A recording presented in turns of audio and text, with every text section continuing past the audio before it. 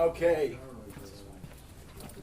So now we have an hour and a quarter. We're going to make it. Let's see how far we can go. The Marshall Plan comes up in about 1947-48. What it shows is that the U.S. ruling class in those days was still capable of identifying a serious problem and doing something. And of course, the problem was that Europe was in ruins, Germany in ruins, Italy in ruins, lots of countries in Western Europe that were not under Soviet control at the time were wallowing in poverty and despair, and communist parties were growing. So from the Washington point of view, the idea was you're going to lose Europe. And of course, if you add Europe to the Soviet Union, that does dominate the world. Doesn't matter what the U.S. does, the U.S. will be in very bad shape. So they come up with a plan to provide modest, and I stress modest, financing to the countries in Europe. The British got the lion's share, as usual. They wasted it. They used it to prop up the rotten pound, the sterling balances, and the empire. But even the scraps from the table that went to Germany and Italy were more than enough to get the Wirtschaftswunder going in Germany and the Miracolo Economico going in Italy, and also to help the French, although they were sort of in a middle position. What it shows, though, is also today the U.S. ruling class is so degenerate, to return to our initial theme, right, why we need new leaders, new rulers, if you will, that the U.S. ruling class today is so degenerate that they do not respond to clear challenges and problems, right? And indeed, they essentially foment these challenges. Their free trade and runaway shop policy, exporting industrial jobs, immiserating their own population, prepares their ultimate fall, but that's no consolation to us because we're being dragged down with them. The Bretton Woods system was the last fruit of the Roosevelt New Deal. The New Deal did go on for quite a while in different forms, but the Bretton Woods system was in effect the New Deal for the world. And what we mean by that is the fixed parity system. For quite a long time, a dollar would get you 4 marks, 5 French francs, 625 lira, 300 yen. And the dollar, of course, had been fixed at a rather high rate, so that you could go to Europe, and with your dollars, you could do very, very well, because the dollar was worth really more than the production relations were. So you could live a pretty comfortable existence with not that many dollars. Now you can see what's happened is that the dollar has devalued tremendously, except maybe compared to the lira. The dollar was therefore in those days propped up by foreign production that could be bought with an overvalued dollar. But nevertheless, thanks to the fixed parities shown here, the rebuilding of Asia and Europe was successful. And remember, the Bretton Woods system is the dollar was convertible theoretically into gold, and then all other currencies were convertible into the dollar, at least after a while. And the Marshall Plan provided the startup credit. So even with that relatively modest program, the rebuilding of the world after World War II succeeded. Now, the Bretton Woods system began to break up in 1967, and sure enough, it was the British pound that started the breakup. The devaluation of the British pound, the first in about 20 years. And we have a series then of monetary crises which allow essentially speculators. It was not widely understood at the time what was happening, but these were banks and other speculators attacking the fixed parity system with the hope of forcing up valuations or down valuations so they could make a killing in the process. So here is neo-feudalism rebelling against government regulation. And interestingly enough, this floating rate world, right, the floating rate currencies that have come out of this, that is the main source of risk in the world. So the breakup of Bretton Woods leads to risks. And then they say, okay, we have an answer for the risks. What, you mean restore the monetary system of Bretton Woods? No, we have derivatives to offset the risks. So that simply leads you into this terrible downward spiral. The other thing we need to note, we've approached this before, right? The decline of 2/3 in the U.S. standard of living. It is called The Great U-Turn. That's a book by a pro-labor economist. Right? His name is Bluestone. I think he's the son of the former head of or top official of the United Auto Workers. The U.S. standard of living begins to go down somewhere in this interval, 67 to 74. The United States traditionally was the classic high-wage economy, but at this point in these years, with the oil crisis also, the Wall Street consensus turned to demand a lowering of the standard of living.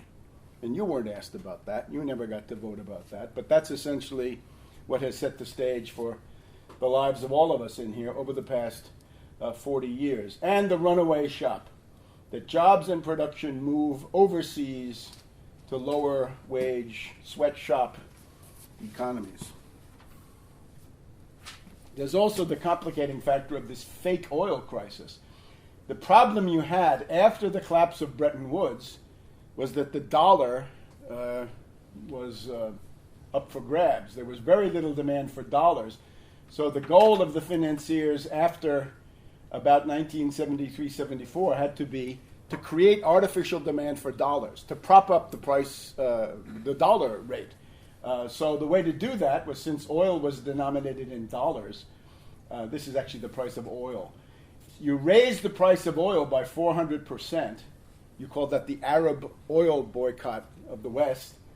And that means then that the Saudis are vacuuming in all the dollars out of Europe and Japan and then sending those to Chase Manhattan. So it's an impossible system, but this is what they did, and they say that worked because it created plenty of demand for dollars. You've essentially quadrupled the demand for dollars in the oil sector alone. This was all organized. It was actually discussed at the Bilderberger meeting in Saltsjöbaden, Sweden, a year before these events, right, with all kinds of State Department people and so forth. The other thing we should be aware of is the resurgence of Malthusianism and pessimism. This is the so-called paradigm shift after 1968. It's a product also of the assassinations, the defeat of the anti-war movement, the Nixon presidency, Watergate, Vietnam, the Carter presidency. In this period, the Club of Rome comes forward. It's a group of old fascists and British imperialists. And the British imperialist, one of them, Alexander King, if you know him, once told a reporter, the purpose of all this is to prevent the development of the dark-skinned people of the world, right, of Africa and so forth. And old Nazis, there are lots of them. Aurelio Peccei, an old fascist, was the head of the Club of Rome. But even the notorious philosopher Martin Heidegger, a Nazi, right, the guy who, he became head of Freiburg University with a speech saying, essentially expressing his support for Hitler. He went green, and again, the general idea is don't allow the development of the third world, which is what the mushheads are still parroting today. Bad times in Latin America. There have been Mexican debt crises in 1982 and later. The obvious need in Latin America was to have a debt moratorium. This has been done a couple of times. Argentina, in 2000, were able to cut their foreign debt by 1/2, what Syriza is proposing today on a negotiated basis. But in order to cut your debt, you have to go through some pretty rocky times, and Argentina in particular is still under attack, as we see in the headlines of these days. So debt moratorium or simple debt repudiation. Ultimately, if a country wants to survive, it has to consider these possibilities. And once you begin bringing this up, the bankers begin to become more reasonable, right, than they had been before. Weakness will get you nowhere. Then the great communicator. And of course, the patron saint of the Republican Party, we got to spend some couple of minutes on him. The basic litany is tax cuts for the rich. Once you've done the tax cuts for the rich, you find all that nonsense from Art Laffer, the Laffer curve, the supply side. It's all nonsense. You've got a huge deficit. What do? Well, you do redistribution. Redistribution is the essence of Reaganism. And since you've cut the taxes on the rich, you're going to increase the regressive Social Security payroll tax on wage earners You're going to put that money into the trust fund and then loot that money to keep the top rates low for the Reaganomics supporters. Remember that Reagan tripled the United States national debt. Then along came Bush the elder. He doubled it, and Bush the younger doubled it again. So times 3, times 2, and times 2. Figure that out. Cheney, remember Cheney said, Reagan taught us that deficits don't matter. That was the orthodoxy of the Republican Party only yesterday. The elder Bush doubled, the younger Bush doubled, and we get the crash of 1987 as a result of this Reagan bubble. And by the way, one of the things that caused this was, they claim, Jim Wright, the Speaker of the House, came out and said, maybe we need to tax Wall Street turnover. Maybe we need some kind of Tobin tax or Wall Street sales tax. And they went berserk. This happened for many reasons, but they tried to blame it on him, saying, how dare you tax us? That's communism. We're the nobility. And during these times, we get the junk bond-assisted leveraged buyout, otherwise known as the hostile takeover. Henry Kravis, we've seen him, right? The money bags for Petraeus and the coming coup d'etat. Kohlberg, Kravis, Roberts. His big friend was Michael Milken of Drexel, Burnham, Lambert. We had, let's see if we have them, the Milken's Monsters. Milken's Monsters were the people who would buy these junk bonds, and every year they'd have this party, the Predator's Ball. There's a book about that. You should take a look. It's quite interesting. There's another book called Barbarians at the Gates. You get the idea with these people.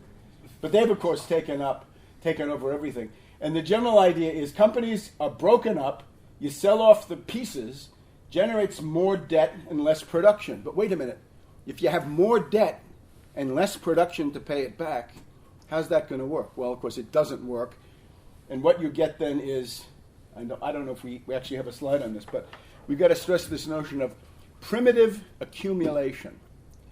Primitive accumulation is what a financier will do if the debt burden is growing, the 2 quadrillion of derivatives, and the productive base is shrinking. How do you make that up? Well, you can asset strip a railroad, right? You can gouge it out of that. Or the obvious thing is drive down wages or runaway shop. Drive down wages, drive down costs, underpay your C and underpay your V. And with that, you can make up some monetary equivalent. So that leads into a junk bond debt crisis. And if you read my book, there was the secret bankruptcy of Citibank during those years when Citibank was silently seized by federal regulators who ran the bank without telling anybody what had happened. And that was when a lot of derivatives got going.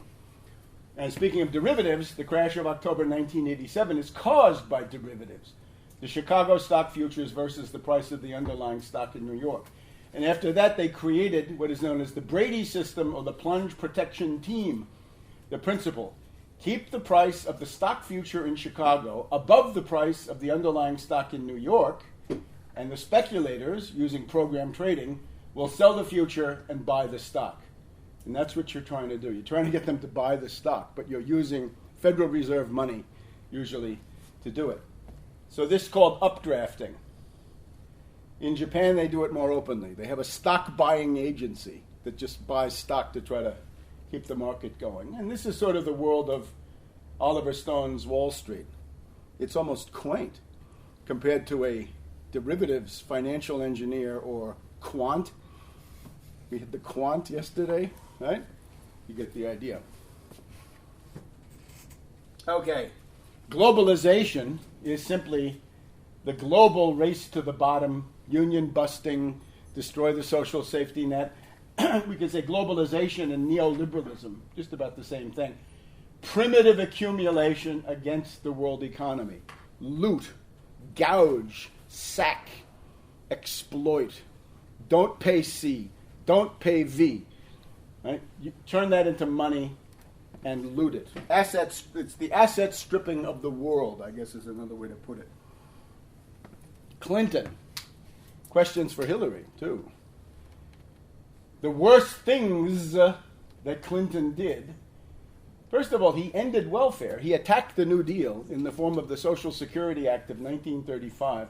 The aid to families with dependent children was a feature of Social Security. He got rid of it. He allowed interstate banking. It used to be that J.P. Morgan Chase could only operate in New York State. They had to have at least shell companies in the other states. He abolished the Glass-Steagall law, and then you get Graham-Leach-Bliley. This is the abolition of Glass-Steagall, 1999. And then he deregulated and rehabilitated all the derivatives that had been outlawed since 1936. This is the form of the Commodity Exchange Modernization Act of 2000. So up to the very end, he was selling you out. If you see Hillary, ask her about these 3 points. And we're practically in our present day. The dot-com bubble, Enron, WorldCom, 2000, 1999 to 2000. These were companies with no profits, no products. It's known as dot communism is what it was called. So dot communism led to a very quick crash. Greenspan supported housing bubbles. He called this the wealth effect. It's not wealth. You can't have real wealth based on borrowing money in that sense. And then Bear Stearns, Lehman, Merrill, AIG, the world derivatives panic of September 2008. And the important thing again here is subprime mortgage is trivial. You think a world depression, it's a funny story, they say, a world depression occurred when poor people went to bankers and got exorbitant mortgages on slum properties. I was thinking, if, as I tried to point out, if communists had ever figured this out, they say, look, you want to bring down the capitalist system, all you need to do is get poor people to go to bankers and then buy slum properties and then have them default and you bring down the whole thing. It's obviously, that can't have been the case. It's based on derivatives, because derivatives have that magical power of multiplying losses by 50, by 100, 200, 500, 1,000, or whatever it is, so that there's not enough money in the world to pay for 2 quadrillion of derivatives. So the Bernanke Fed, $27 trillion credit facility for zombie banks and hedge funds. There was a 1.3 to 1.5 trillion stimulus for the real economy, but that was too small and too short. In 2010, the GOP's austerity ghouls made the comeback, talking about the fear of deficits and debt.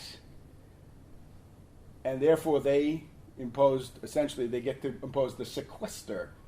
Obama, we know, a Wall Street puppet. See my book on the subject. And by 2010, we have the flash crash in New York, and Trichet of the European Central Bank and Merkel start imposing killer austerity. So 2010 is the big year of austerity in the Atlantic world. And today, right, with Syriza, we're seeing finally a counterattack against that austerity after almost 5 years, right? This has actually been quite a nightmare for the rest of us. The Troika is European Commission, European Central Bank, International Monetary Fund. That's who imposes austerity in Europe. In the U.S., it's the sequester. So what we've got today, this brings us right up to the current situation, austerity in the form of the U.S. sequester and the Troika austerity in Europe is killing demand and provoking deflation. Remember, the sequestration on the federal budget is $1 trillion over 10 years. So it's about $100 billion of austerity cuts per year. Pentagon, all levels of government. The libertarians are wrong about inflation and deflation. In particular, deflation, radical deflation, is much worse than hyperinflation. What's the proof? Between 1920 and 22, we had this wonderful crash that they love to tell us about. That was deflation. That brought fascism onto the world scene in the form of Mussolini. In 1923, there was the German hyperinflation, a 1 billion to 1 hyperinflation of the German mark, it did wipe out pensions, it did wipe out savings, but it also wiped out the debts of the middle class. It did not overthrow the government, and unemployment remained more or less within bounds. But it didn't lead to a fascist dictatorship. No. The fascist dictatorship in Germany came after 1929 in a world deflationary depression. And specifically for Germany, the preparation had been the austerity of Chancellor Brüning between 1930 and 1932. He was called the Hunger Chancellor, in the same way that Merkel is referred to as by the Greeks. So this depression was not needed. Fascism could have been avoided, and we've also shown how if instead of Brüning we'd had the Lautenbach-Wojtyński program, we would not have had Hitler and Nazism and World War II. So that brings us up to where we are today. And that brings us up to the end of the 5th unit. We still have one more unit. Are we game? Yep. Yes. All right.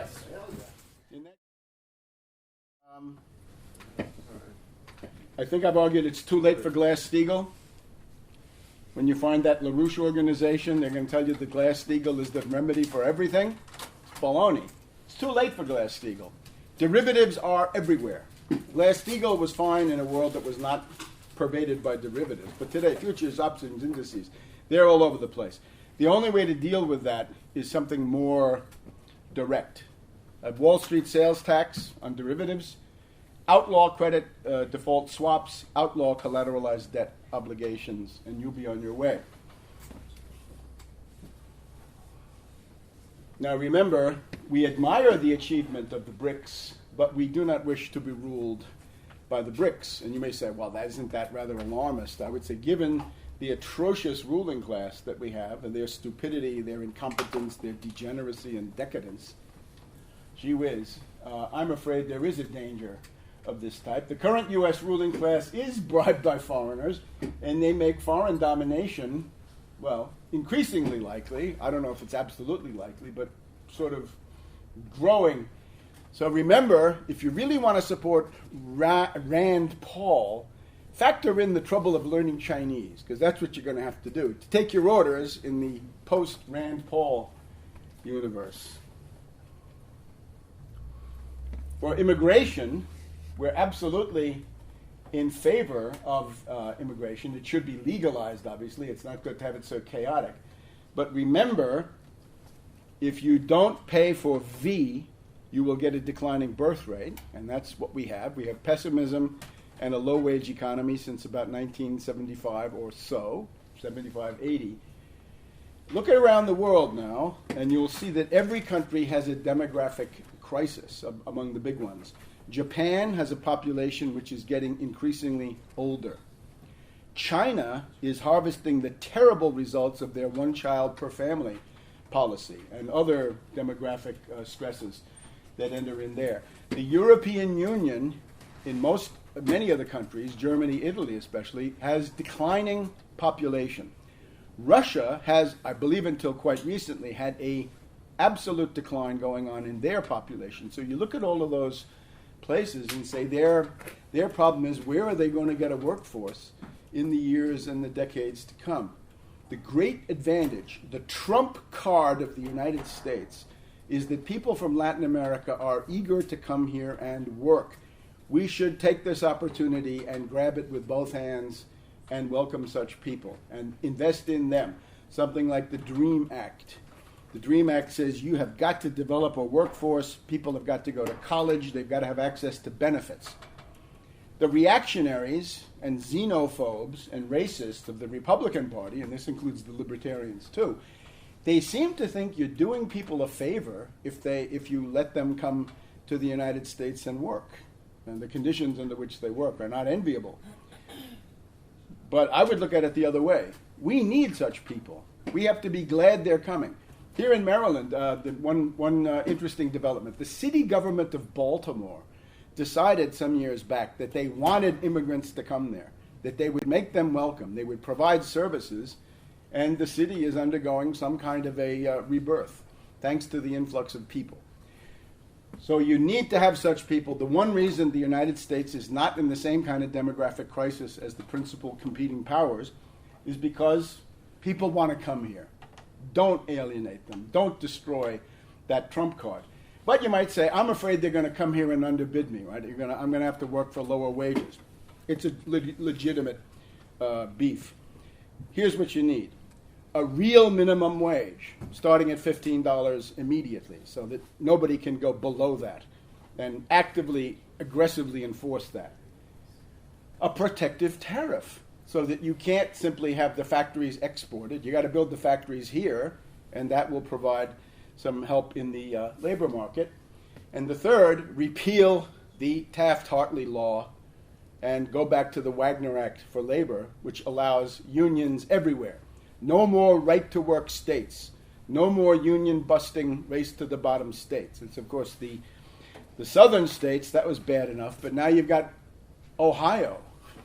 You've now got, I guess, Michigan is already gone, and Wisconsin will fall soon. You've got to stop that. We've got to have a solid trade union movement. So between trade union, protective tariff, and a minimum wage, that essentially would lift up the entire structure. So remember, if you don't like immigration, your choice is learn some conversational Spanish, it's very pleasant, or learn to take orders in Chinese. I'm going with Spanish. It's easier. Now, because of our origins here, because of the situation, we have to talk about the problem of disinformation spread by this LaRouche organization. They have been interfering to some extent in our activities, so we want to describe them in the necessary terms. I just want to show you how this operates to dispense disinformation, okay? Lies. You remember Fukushima. Well, out in the world, there was a large body of opinion that said that the origins of Fukushima, the tsunami and then the reactor disaster, that these were rooted in the threat by Japan to dump the United States and ally with China. That's the starting point, right? In the opinion of many people in the world. I don't know whether it's true or not. I can't verify it. But the general idea was Japan was going to dump the U.S. and ally with China.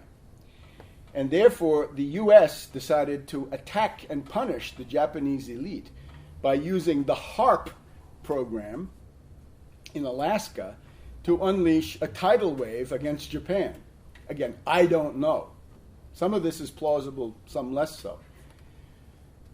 So the attack then hits Japan, right, with the Fukushima reactor. The idea is that there's a growing opinion in the world that this is so. Well, what does LaRouche do at that point? He comes out and says that the disturbances that occur on Earth are attributable to the events, not in Washington, but in the Crab Nebula. The Crab Nebula is responsible. So from the Crab Nebula to Fukushima, notice CIA is off the hook. Get the idea? So, again, whether that opinion in the world is correct, I do not know, but it was real, it was there. I think that's pretty clear.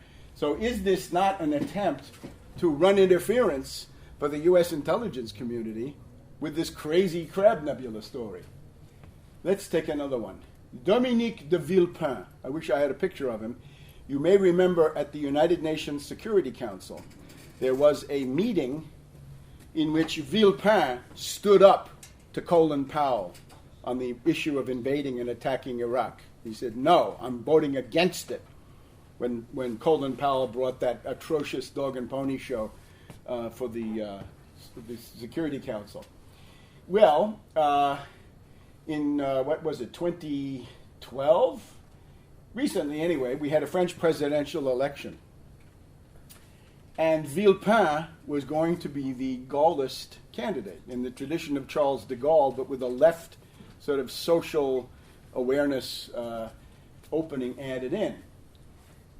The CIA, of course, preferred Sarkozy. And the reason the CIA preferred Sarkozy is that he's one of them.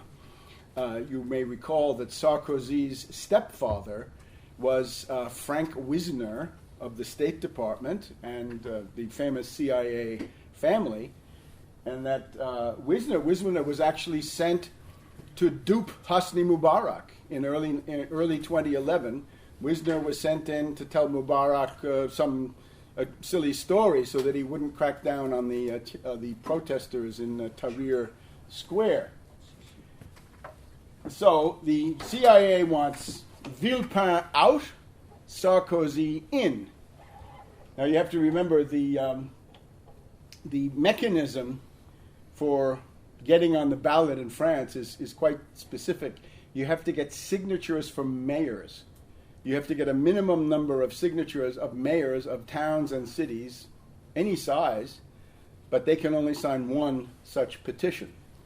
So, maybe by coincidence, but I don't think so, the LaRouche organization in France sent out people to gather signatures for Jacques Cheminade. And I'm sorry to see him at this level, because I didn't think he was that bad, but who knows. They went out and got signatures from mayors who were interested in supporting a left Gaullist alternative to Sarkozy. In other words, the exact niche that would have been occupied by Villepin. So, got the signatures. Villepin was, I think, foolish in not sending his people out sooner. He should have realized what he was dealing with. And when it became obvious, Villepin could not get the signatures he needed. The mayors he would have gotten on the ballot with had already given their signatures to Cheminade. And that's when Villepin gave a press conference in which he said more or less what I've just been telling you. And he added that Cheminade was a farfelu, like a crazy guy or something like this. So there's another one. And the result of that was, if Villepin had gotten on the ballot, Sarkozy might have been knocked out in the first round. And instead of Hollande, who, he's done a couple of things lately that we were interested in, but generally Hollande has been a disaster. Villepin, as president of France, would have been, I think, a very interesting proposition. This is somebody who would not have gone along with U.S. sanctions against Russia in the first place, right? This was a Gaullist. You could see he is a man of character. You stand up against Colin Powell in the United Nations, you've got some guts. Hollande, not so. Then, I'm going to get you to Gaddafi Duck in just a minute, but I'm sorry for my typos again. In 2008, LaRouche propaganda these days is that Obama is the devil, impeach Obama. You got to impeach Obama by next week or it's the end of the world. Back in 2008, I wrote 2 books. I was concerned about Obama in 2008 when there was an election. Before he was president, we could still do something about it. I put out 2 books. Back in 2008, LaRouche was not talking about Obama. Let's see if anybody remembers. Who, according to LaRouche, was the greatest threat of fascism in the year 2008? Who was going to bring fascism to the United States? Not Obama. We don't have enough time to make this really... There he is. Oh. Bloomberg! This was the principal fascist threat of 2008, according to LaRouche, at the time. And indeed, LaRouche actually, he repeated things about how Obama's life was in danger because of all kinds of nefarious forces. So what was that all about, right? And how do you avoid it? And then I must say, the late Louis DuPont Smith, who died almost 4 years ago now, had been in the Labor Committee too. He, at a certain point in 2011, he decided that he couldn't stand to have contact with the LaRouche people anymore, and it was over this. Gaddafi Duck. That's a poster by LaRouche, and it's that Gaddafi is this joke, right? He's a joke. He's an object of scorn. I'm thinking of Hillary Clinton's "We came, we saw, he died." This despicable stuff. So when Louis DuPont Smith saw that, he said, "This is just too much. I can't stay as a part of this in any way. I don't want to be in contact with this. It's just awful." So that's important. Now, let's see how we. We probably should talk about. There's probably not enough time for that. Let's talk about now some problems of organizing. Here we go. We're going to be in good shape. The Democratic Party, just to repeat it, is incapable of solving the current crisis. Elizabeth Warren, you'll remember, in May, almost 2 years ago, had demanded 0.75% student loan interest rate. And she never really said refinance at that level. She said it would be for the year 2012, or 2013, I'm sorry. It would be a student loan rate of 0.75% via the Federal Reserve discount window. Now, this obviously had a tremendous interest because it was one of the first times in recent memory that any elected official of this importance had said, we're going to force the Federal Reserve to do something that we want them to do. Remember, the Congress could be doing this all the time. The Congress could be passing laws directing the Fed to do this, that, and the other thing. It's not an independent agency. It's a creature of the federal government. It's subjected to the orders of the presidency. This thing about independent agencies is a neo-feudal monstrosity. So here's somebody saying, we're going to force the Fed to serve an important public interest, which is not a banking interest per se, but it's the need of these kids to get low-interest student loans through the Fed discount window. But of course, very soon, she retreated. She gave up on that. She said, I'm back to 3.5% now because the Democratic Party doesn't want to be seen as interfering with the independence of the Fed. So good, let's all go and die and slave for the independent Federal Reserve of Greenspan, Bernanke, and Yellen. They're independent of everybody except Wall Street zombie bankers and hedge fund hyenas. Elizabeth Warren's, her reform proposal, this was the one serious one she had, and she retreated at the first sign of resistance. She retreated and capitulated and ran away. Otherwise, she wants derivatives or contracts to be printed in large type and plain language. So if you're going to lose your house, it's got to be done with large type and plain language. And my opinion of her is that she does not understand this reform as an economic process. She doesn't see it as part of economics. She sees it as part of the petty bourgeois clean government obsession. Right? In other words, it's somehow that this is corrupt, and she doesn't like it. She has no idea of an economic recovery, and they have all been silent about the fact that Sheila Bair at the Federal Deposit Insurance Corporation could have immediately ended Too Big to Fail on her own. You know, the Federal Reserve, the Federal Deposit Insurance Corporation, every Friday, many Fridays, they shut down little banks in rural areas, right? They say, you're insolvent. Our inspectors get there on Friday after the close of business, and by Monday morning, it's either gone or it's been reorganized. She could have done that to Goldman Sachs, JP Morgan, all those banks. She could have had her officials go in and seize them because they were bankrupt, and they are bankrupt. But she never did it, and I don't hear anything from Elizabeth Warren about that. It's all very well to say, I don't want some Wall Street stock jobber to come into the Treasury in a position of power. That's okay, that's something.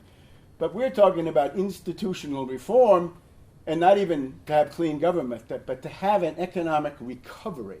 So this obviously is totally impossible. Bernie Sanders, the socialist of Vermont, is unfortunately not social enough.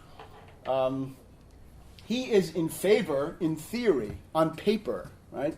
He has a formal position that he supports the we can't even say Wall Street sales tax, the Robin Hood tax, let's call it that. He likes the Robin Hood tax, but here's somebody who can get on Ed Schultz on MSNBC anytime he wants, and how often does he talk about taxing Wall Street turnover? I don't know, wake me when he does. Once in a blue moon, once a year, once every 2 years, how long has it been? And then we've got this other guy, even stranger, the Scotch-Irish candidate, Jim Webb, former Secretary of the Navy. Then he was senator, and he got tired of that, and he quit. So the Democratic Party had to defend another seat, thanks to him. The last thing that he did of any merit was he opposed the first Gulf War. I once visited him in his house near Arlington Cemetery. At the time of the first Gulf War, we're talking 1990, 1991, I went to see him because he was one of the few people against the first Gulf War, right, when Saddam invaded Kuwait. So anyway, this is impossible. However, very often the case that the Democratic primary is the best way to carry out politics, right? Use the Democratic primary for your purposes. As some have said, use it as a taxi to get where you want to go. Don't submit yourselves to its discipline. Remember that state parties are not the same as the national party, and there's no reason not to use them to get ahead.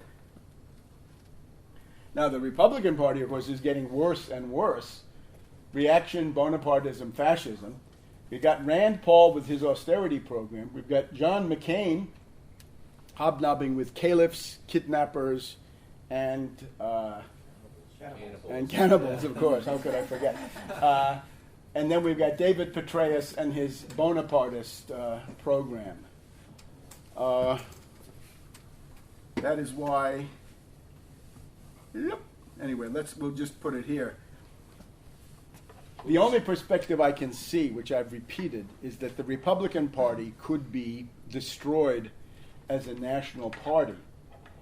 And the idea with that is, this is the Koch party now, right? In other words, without infusions of billions of dollars of ill-gotten gain from people like the Koch brothers and so forth, the Republican Party simply couldn't exist.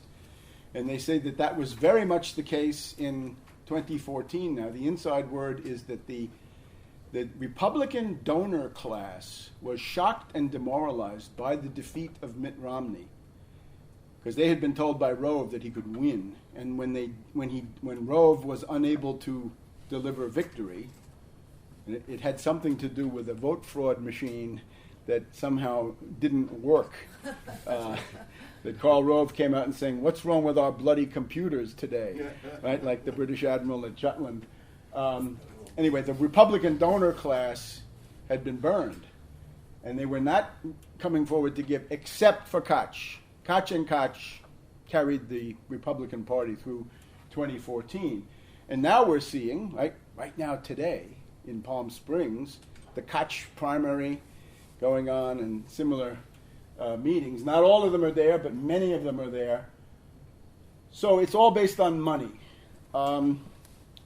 If you had a real president, a real opposition party to the Republicans, I'm convinced they could have been destroyed. And what that would mean is you set up a series of set-piece battles on issues of vital importance to the ruling class. You don't wait until it's too little too late, but you do it early and often. You don't bail out Wall Street in the way that was done, but rather you set up things about free college, 0% student loans, no foreclosures, and a series of other measures which they express the need of the middle class for survival, and you make the Republicans fight you on that. And then you lead them into a perdition for them. They would dwindle to become a reactionary, racist, and xenophobic party in rural states, parts of the Deep South, and elsewhere. They would still have mayors, maybe some governors, but they simply could not be a power in the presidential election and could not be a power in the Congress. And they're headed that way anyway, but it's, in the meantime, we've got to live and we may not survive. The idea that they have alienated the Hispanic population, I think that's largely the case. Watch out for Jeb Bush and his Hispanic wife. That's their one possibility of making a comeback. But otherwise, it should be possible to reduce the Republican Party to this regional party. But that's only the first part. Then you're left with the Democratic Party. And I do believe you can see from day to day the fault line between the majority Wall Street Democrats, Obama, Schumer, Durbin, Pelosi, people like this, and on the other hand, this other group, which is very nebulous, right? Marcy Kaptur, DeFazio. Yeah, DeFazio, Brad Sherman. Brown. There are people. I don't know. Brown is a shapeshifter. He's a Jesuit, right? You got to watch out. He's going to fool you. But I believe there is such a thing. You know, there is labor. There is something left over from the New Deal. There are some real economic populists. Anyway, under the catalyzing effects of all of this, I think that could become then the dominant force. And with the Democratic Party splitting, all of the plutocratic interests would gravitate towards that Wall Street Democratic faction, and then the other one could pose a challenge. That's my perspective. I would just add that here in Texas, or back in Texas, George P. Bush, named after Granddaddy Prescott Bush, has been elected land commissioner, and he had a giant tour bus that was, I'm sure, hundreds of thousands of dollars. But he speaks Spanish, but this is aimed right at the Hispanic population's forehead. So. And don't ever underestimate, identity politics is a market of dupes. I think you should vote for somebody because they look like you or talk like you. This is inadequate. What are you going to do for me? I have these issues, these problems. I want solutions. What are you going to bring home? You've got to deliver the bacon. Bring home the bacon. Where's the bacon? Where's the beef? Okay, so let's see now. We're facing again this deflation, stagflation, secular stagnation. It doesn't mean that food prices will go down, by the way. It simply means, so far, oil prices down, iron ore down, copper down, many other raw materials down. And this mentality, and you see it in yourself, right? Fill the tank in the car. No, wait till next week. It'll be cheaper. And this is it's an interesting phenomenon, right? That if a lot of people come to those conclusions, then government tax receipts go down. People get fired from that. Services go down. But above all, factories begin to close, or imports don't come in, things of this sort, and you're left with a declining economy. And pretty soon, you have plant closures, if you have any plants, chain reaction bankruptcies, and things like this. So that could be what's on the horizon. Now, between the exchange controls in Belarus and Russia, the Greek events, the oil price, currency chaos, currency war, we're back in something comparable to 2008. I think that's the basic reality. So we have to. I thank Fortune that it proved possible to convene this meeting, because the idea is that we're much better prepared to go into this and to fight for what? If there's no demand, austerity has caused the fact that there's no demand. Demand has been wiped out by austerity, the sequester and the Merkel diktat in Southern Europe. But if you have no demand, who can create demand? Central bank can't do it. A national bank can do it.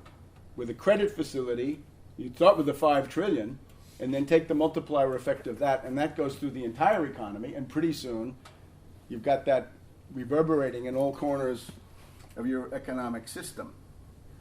So, what we need is what Occupy told you you shouldn't want.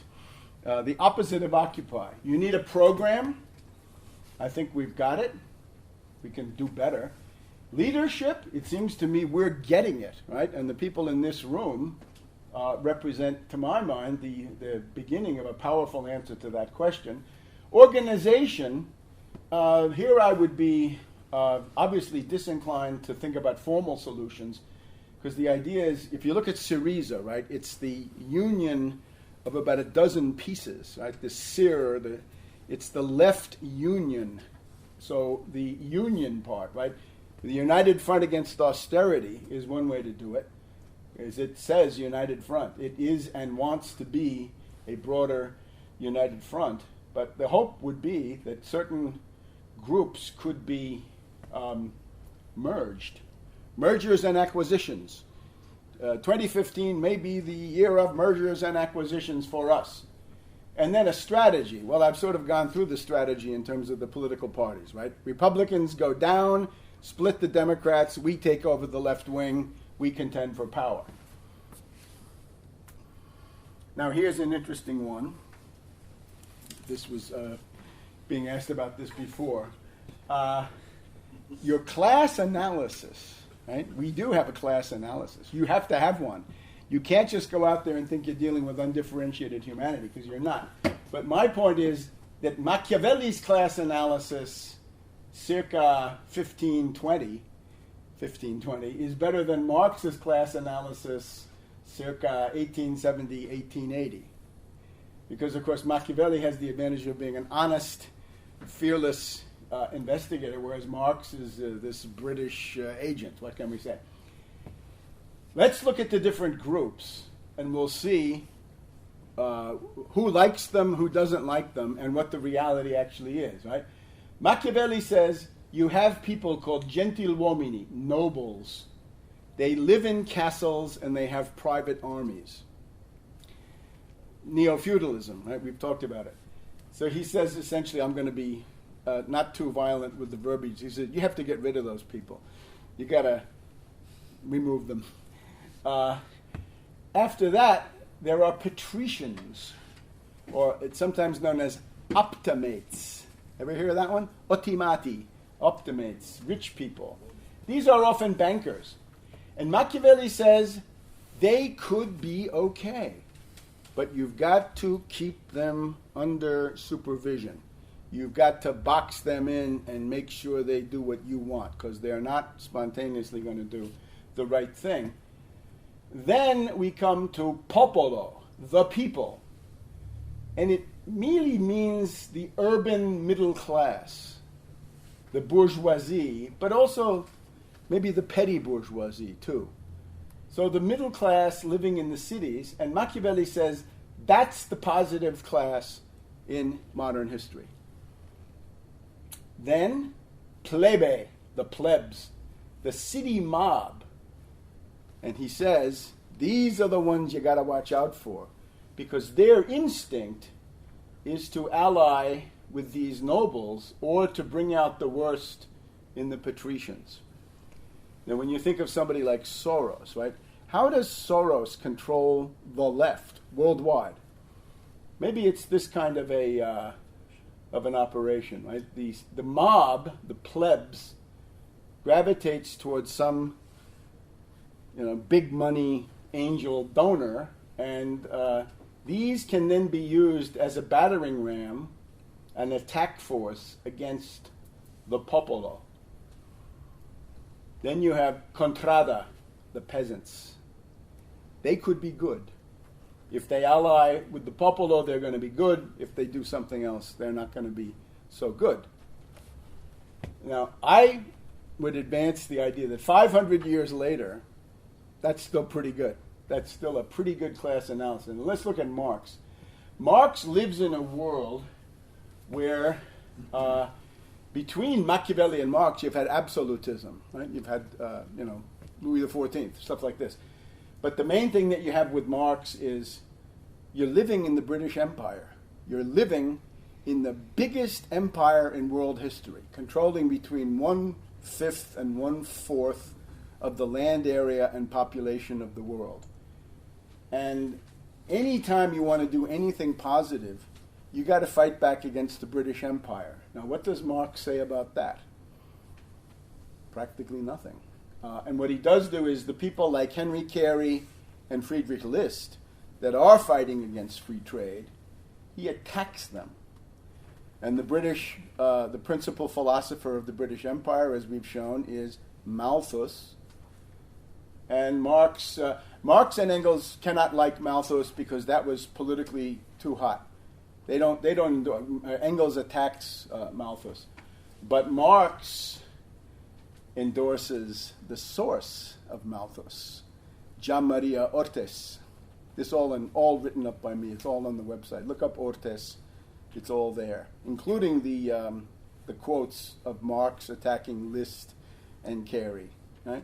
And he says, "Oh, you guys are class collaborationists. You're not as radical as I am." So Marx essentially gives the British Empire, and much of the time anyway, the nobility, but certainly the British Empire, the British royal family, British aristocracy, they get a free ride. They're not a target. Rather, the evil is the bourgeoisie, and it means industrial entrepreneurs too. What sense does it make? The industrial entrepreneurs of Britain, France, Italy, Switzerland should be overthrown. Who does that help?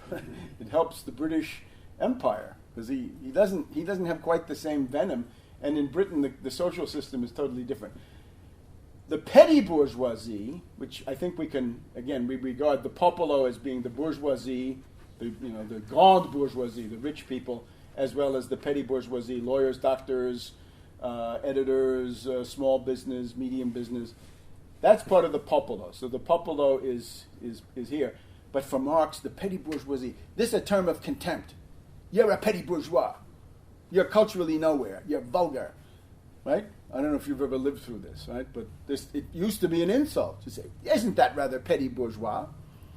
I remember once a person, we were visiting at somebody's house decades ago, and somebody said, "Don't you think napkins are rather petty bourgeois?" It's a term of snobbery of I'm radical chic and you're not. I'm radical chic and you're petty bourgeois. All right. And then we have the proletariat. And this is the one he says is the good group, right? Machiavelli had said the middle class. Marx says the proletariat. Well, what's the proletariat?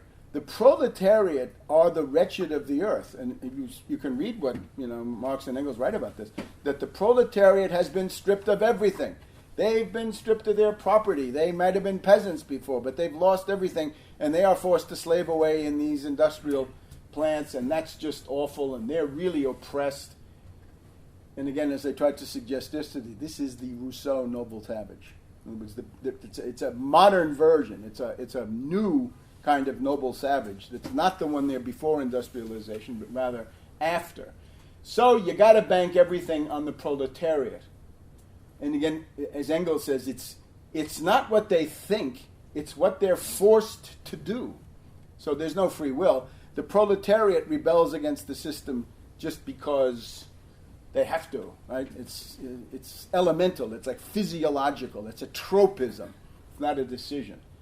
Okay, and I think, again, this is bad because the tendency of the proletariat, as we've seen it, if this is something like these two would become the city mob, the proletariat has shown itself to be susceptible to all kinds of demagogy. And again, Soros is the key example, right? Who dominates the world trade union movement, right?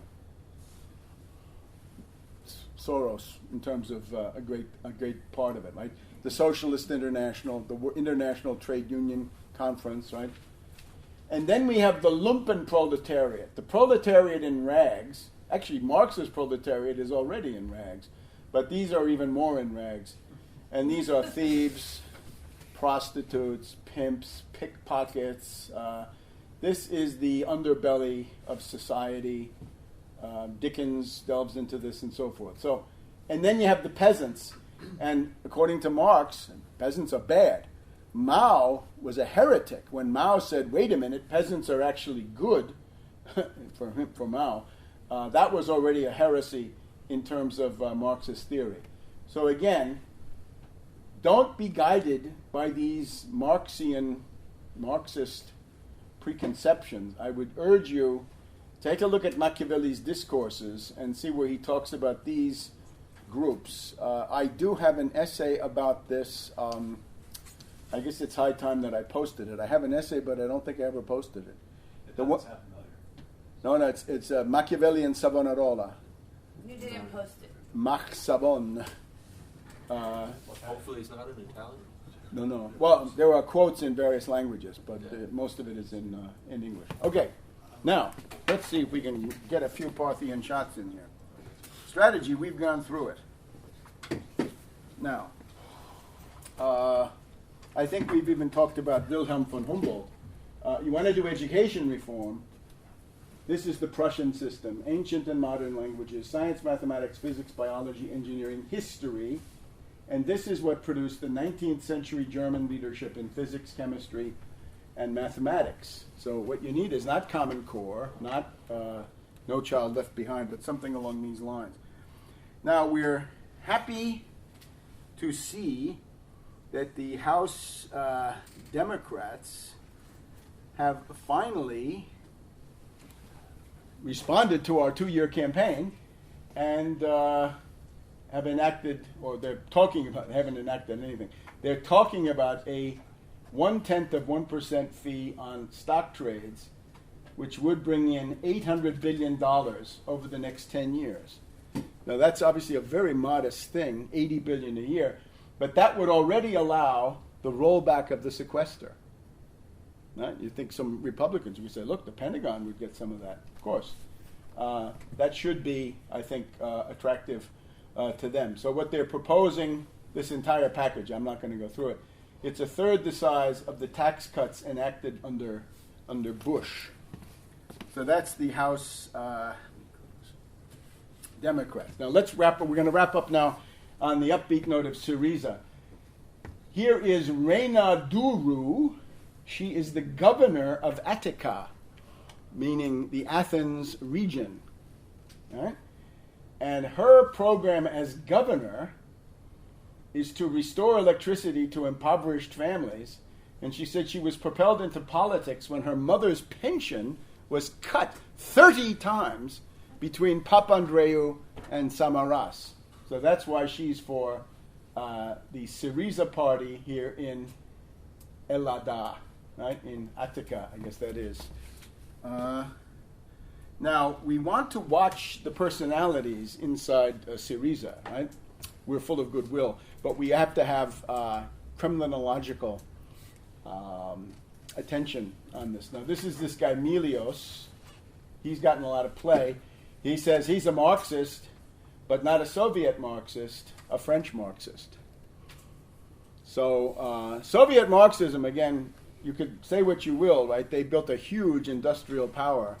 French Marxism, I don't know what achievements there are. I can remember when the French Communist Party used to get about 20% of the vote, and now they're down to about 2%. So I'm wondering what the lessons of French Marxism would be. And then we have our old friend, Varoufakis, who spoke to us at our United Front Against Austerity founding. He was on the radio, again, that Canadian program, on Friday, and he had a couple of points. If you don't like debt liquidation, debt repudiation, remember, General Motors repudiated all their debt, just about every penny of it. All those creditors got nothing. So Greece is only talking about half. Isn't that reasonable? How can you make these absurd, hypocritical moral judgments? And then he did go through what was discussed here by Jeffrey Jackson, that he said if you're going to be legalistic and you have people who lent money knowing it could not be repaid, if you're going to prosecute the deadbeat debtor, you must also prosecute the lender who knew that repayment was impossible because of the interest rates and because of the other circumstances. So he was quite sarcastic and fought back rather well against this again, moralistic attempt, right? The Canadian woman interviewing him was telling him about his moralistic attempt. Now, what I would like to do is to wrap up here with the Syriza program. Some of you have heard it on my radio show. Here's what it is now. You're going to have to bear with me because the place I found this was an Italian newspaper. So, food for free to 300,000 families no real estate tax on your primary residence, and no taxation, no income tax on your first 12,000 euros. 300,000 new government jobs. So the Syriza program is about 12 billion euros. And they say that this can be self-financing because of the tax increases, in other words, the tax revenue, not rates, but the revenue coming in, because of these recovery measures, because of their determination to suppress tax evasion, Republican Party and Libertarians especially, the party of tax evasion, party of free riders, cynics. No capital flight. So we've got capital controls, exchange controls. It is going to be forbidden to move money out of Greece. And then an attempt to convince the European programs, the European Regional Fund and things like this, to reallocate in favor of Greece. So here's what it is. The Syriza program, the 4 points. Let's just go through it. Varoufakis, Milios. First of all, the debt cut. Right? They cite the London Debt Conference of 1953, I believe, where the German foreign debt was written down. Right? And this was Germany, West Germany in this case, which had just attacked everybody. And nevertheless, all of the former victims of Germany are willing to say, fine, you should go ahead and have your debt radically written down. At the beginning of the austerity measures, the Greek debt was 130% of GDP. The Greek debt is now 175% of GDP, and it's unsustainable. So, I think that's pretty clear. The London Conference of 1953, nothing new, tried and true, road tested, and so forth. Now, the first point is the humanitarian intervention. And what we're citing from here is the Salonika program. Salonika, Thessalonica, city in Greece, that's where they just did this about 10 days ago. So the 4 principles, first of all, humanitarian aid. Secondly, relaunching the economy. Then the rights and dignity of labor and the rights and dignity of the citizen. Just a couple of points perhaps from each one. For the humanitarian questions, it's about 2 billion euros, free electricity for 300,000 families below the poverty line, food stamps for those same 300,000 families, raise the minimum pension from about 580 euros a month. Imagine living on 580 euros a month, up to 756 euros per month. Free pharmaceuticals for these families, and guaranteeing a home for 30,000 families. If you have a pension which is below 700 euros, you get a 13th month. It's like a Christmas bonus. La tredicesima, they used to call it. Secondly, the real economy. Don't allow legal disputes to shut down companies, and don't allow them to be delivered into bankruptcy. Don't let back tax questions bankrupt companies. Don't allow, there's no real estate tax on your primary residence. No income tax on revenues up to 12,000 euros. We had it. Cancellation of private debts for everybody who's under the poverty line. How about that one? And if you have these debts and you're above the poverty line, the most of your income that can be taken away is 1/3. So you're left with 2/3 of your income. A national development bank. This could have great possibilities, but of course they have to get the European Central Bank to provide the 0% liquidity. And let's see. Third point is the defense of labor. So that means go back to the old labor laws where you can't be fired without quite a serious reason and a due process. National labor contracts and make it much harder to fire people in general. A project for 300,000 jobs in the public sector, the private sector, and the social economy. Then extend unemployment benefits to everybody who's unemployed. Up to now, only 10% of Greek unemployed have qualified for unemployment benefits. Maybe they've exhausted their benefits, but start giving it to everybody. And then the civic refoundation of the state in its institutions, more democracy, reform local governments, strengthen the institutions of representative government, of the parliament, and direct democracy. Remove the parliamentary immunity of deputies in the parliament and also ministers. Make them indictable. Referenda. Stop giving away the licenses to broadcast on television.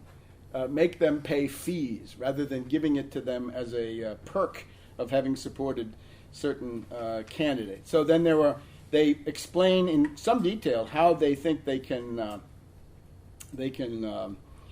pay for this through essentially the expansion of the economy that these measures will all tend to contribute. And they have some other interesting ideas. Concerning the public debt, cancel a large part of it, but put in a growth clause so that some of it might be paid back in the future. And they call this a New Deal in American, in the text. It says New Deal, and that should be, they appeal to the European Bank for Reconstruction and Development and the European Central Bank to simply start financing that.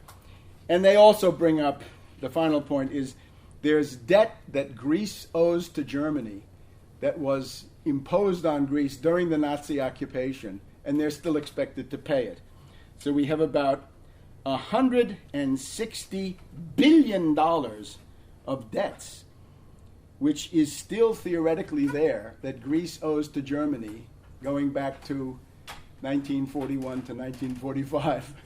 So they want to get rid of it. This is obviously to put a certain emphasis on the negotiation. So that's what's just one. I would certainly say that's an excellent program in terms of an immediate emergency economic program. What one would hope to see as we go on is some idea of the great projects. There is the Corinth Canal, which I think could be expanded. It could be widened, right? It goes through the Isthmus of Corinth. I'm afraid I don't have a map. That would be one thing. And remember also the other general principle we have is that every country must become the world leader in something important, something vital. In other words, we proposed for Iceland there, become the world leader in geothermal energy. Make yourself the go-to country for that so they can never embargo you. They're going to have to come to you no matter what, come what may. For Greece, we have to see what this is, but I'm sure there is something. There are 11 million Greeks. That's more than Iceland is, 500,000 people. So the Greeks have quite a lot going for them. So they need to come up with something, high technology, high capital intensity, high energy intensity, high value added, right? Something really valuable, really indispensable, a discovery, an invention, something of this sort, and sell that to the world to get foreign exchange. So with that, we are fortunate to have our deliberations crowned by the Syriza victory. We are, I think, in every sense, their co-thinkers here in the United States. We hope that will be recognized. We'll do everything possible, but nothing succeeds like success. That's how we'll get the attention of the world. And we thank you for your kind attention. Thank you for